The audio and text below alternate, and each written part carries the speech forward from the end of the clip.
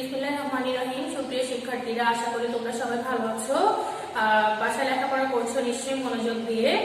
আমরা অধ্যায় কোনটা শুরু করেছিলাম মনে আছে তোমাদের? আমরা কি করছিলাম? অধ্যায় 7, তাই না? অধ্যায় 7 কি কি করেছি একটু মনে করি তো। আমরা গণিতক করেছি, গুণনীয়ক করেছি, তাই না? তারপর আরেকটা অঙ্ক করেছিলাম যেটা কি লসাগু নির্ণয়।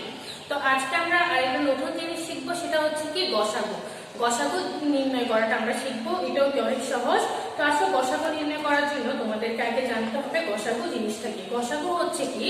গসাগুর অর্থ হচ্ছে কি দেখো, গরিষ্ঠ সাধারণ গুণনীয়ক। গরিষ্ঠ সাধারণ গুণনীয়ক মানে কি? গসাগু। হ্যাঁ, আমরা লসাগু যখন করেছিলাম তখন কি শিখেছিলাম? লঘিষ্ঠ সাধারণ গুণিতক। সেই জন্য আমরা কি করেছি? গুণিতক বের করে তারপর কি করেছি? ওখান থেকে সাধারণ গুণিতক নিয়ে সবচেয়ে ছোট দিকে লসাগু লিখেছিলাম, তাই না? একটু মনে করো। আর আজকে আমরা কি শিখবো? গসাগু, গরিষ্ঠ সাধারণ গুণনীয়ক। যেহেতু এখানে গুণনীয়ক আছে তার মানে আমাকে বুঝে নিতে হবে গসাগু বের করার জন্য যে সংখ্যাগুলো দেওয়া থাকবে ওই সংখ্যাগুলো কি করতে হবে? গুণনীয়ক বের করতে হবে, ঠিক আছে? তাহলে লসাগু আর গসাগু এর পার্থক্যটা সবসময় খেয়াল রাখবে। আর একটা কথা যেটা সংক্ষিপ্ত প্রশ্ন, আমাদের লসাগু এর পূর্ণরূপ এবং গসাগু এর পূর্ণরূপ থাকে। অনেকেই গুণনীয়ক গণিতক জায়গাটাকে কি মিক্স করে ফেলে, এটা যাতে না হয়। কারণ তোমরা যদি এখানে গরিষ্ঠ সাধারণ গুণিতক লিখো তাহলে এই জিনিসটা ভুল হয়ে যাবে। তার কথা না বলে আমি এবার অঙ্কে চলে আসি। যেহেতু আমরা গসাগু বের করবো আমাকে জানতে হবে গসাগুটা কি।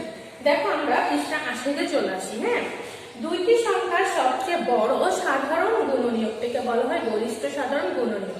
তাহলে দুইটি সংখ্যা, আমরা যদি সংখ্যা দুইটি থাকে তাহলে কি করব? সংখ্যা দুইটির মধ্যে যেটি কি সবচেয়ে বড় হবে সেটি কি হবে?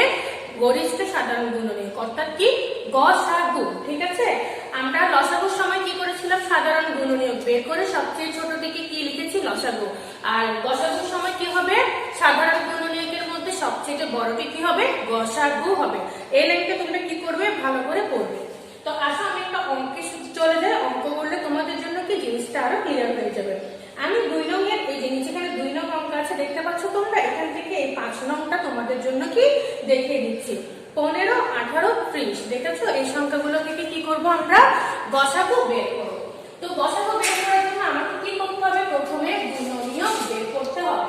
তো প্রথমে কি আছে? 15 সমান। তো গুণনীয়ক কিভাবে বের করতে হয়?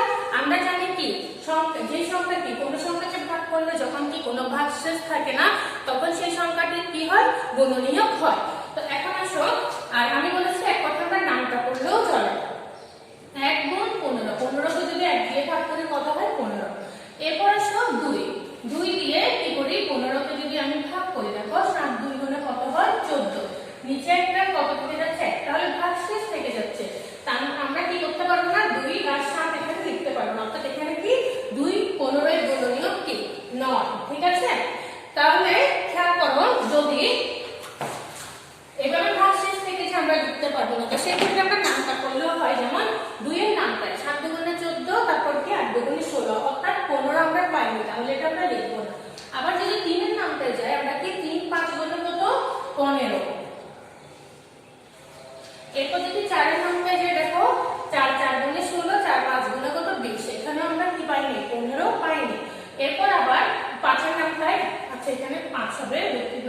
3 5 গুণে কত? 15। হ্যাঁ, এরপর দেখো 5 এর নামটা যদি চলে যায় দেখো 5 এর নামটায় 5 একে 5, 5 2 গুণে 10, 3 5 গুণে কত?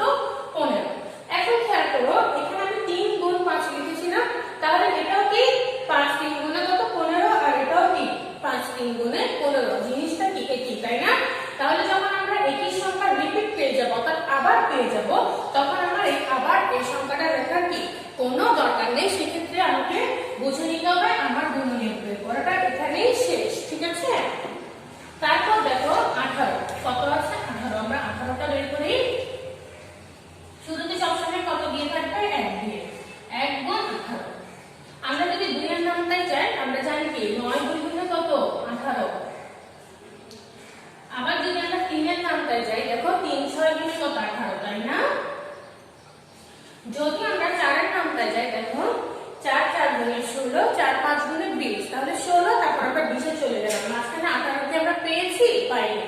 এরপর 5 এর নামটাই দেখো, 5 এর নামটাই 18 আছে, 5 3 গুণে 15, তারপর 5 4 গুণে কত? 20। তাহলে এখানেও আমরা কি পাইনি? মাঝখানে 18 আর 5 এর নামটাতে পাইনি। এরপর দেখো 6 এর নামটা, তাহলে 6 এর নামটাতে জেনে দেখো 6 গুণ 3, 3 6 কত? 18, তাই না? তাহলে এটা কি? এটা কি? এটি। তাহলে আমি যখন এটা লিখে ফেলেছি, এটা আমার কি লেখার দরকার নেই।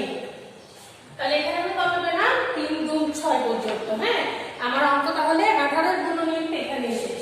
এরপর আরেকটা কত আছে দেখো, 30 সমান, তাহলে প্রথমে কত? 1 গুণ 30।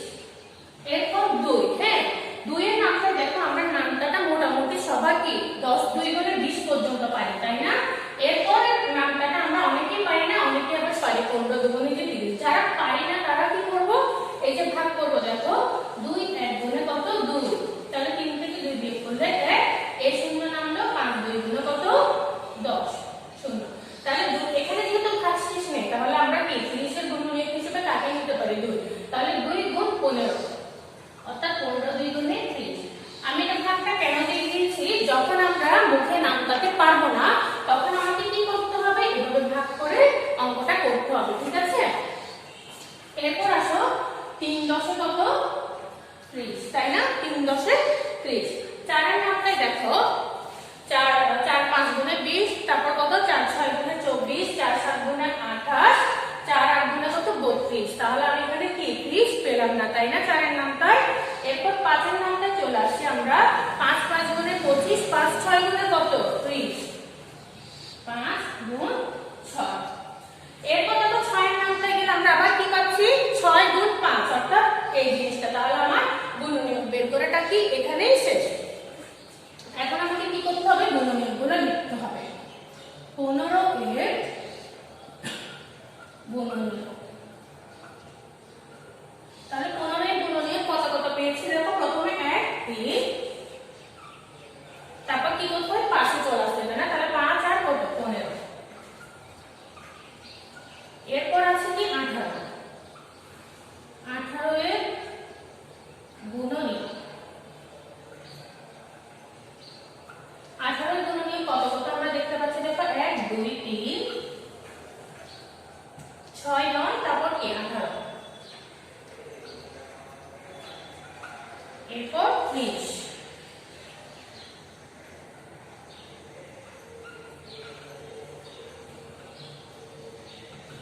30 এর গুণনীয়ক কত কত দেখতে পাচ্ছি, 1 2 3, তারপর কত? 5। তারপর পাশে চলে আসলে কত দেখো, 6 10 15 30। নিচে থেকে আবার কোথায়? উপরে উঠবে। তাহলে আমরা এখন পর্যন্ত কি বের করলাম? গুণনীয়ক বের করলাম, তাই না? কিন্তু আমার অঙ্কটা কি গরিষ্ঠ সাধারণ গুণনীয়ক, অর্থাৎ কি বের করা? গসাগু বের করা। তাহলে এখান থেকে এখন আমাকে গসাগু বের করতে হবে। তাহলে গসাগু বের করার জন্য আমাকে কি করতে হবে? যে 3টা সংখ্যা আছে, 3টা সংখ্যা থেকে কি করতে হবে? আগে সাধারণ গুণনীয়ক নিতে হবে। তাহলে যদি 2টা সংখ্যা থাকে, তখন 2টা সংখ্যা, 3টা হলে 3টা, 4টা হলে 4টা, ঠিক আছে? তাহলে কি লিখবে দেখো, সুতরাং 15 18 ও 30 এর সাধারণ গুণনীয়ক। কোলন দিয়ে লিখব সাধারণ গুণনীয়ক মানে কি? এই যে তিনটার মধ্যেই যদি থাকে, যেমন দেখো 1, এই 1 এখানে আছে, এখানে আছে, এখানে আছে, তাহলে আমি কি 1 লিখব। হ্যাঁ, তারপর যদি 2 মনে করি, 2 এখানে আছে, এখানে আছে, কিন্তু দেখেছি উপরে নেই, তাহলে আমি কি এটা সাধারণ গুণনীয়ক হিসেবে লিখতে পারবো না, অর্থাৎ তিনটার মধ্যেই থাকতে হবে। আবার এখানে দেখো 3, তাহলে এখানে আছে, দ্বিতীয়টাতে আছে, তৃতীয়টাতে আছে, দেখেছো? এই যে প্রত্যেকটা লাইনে থাকতে হবে, তাহলে আমি 3ও পেলাম।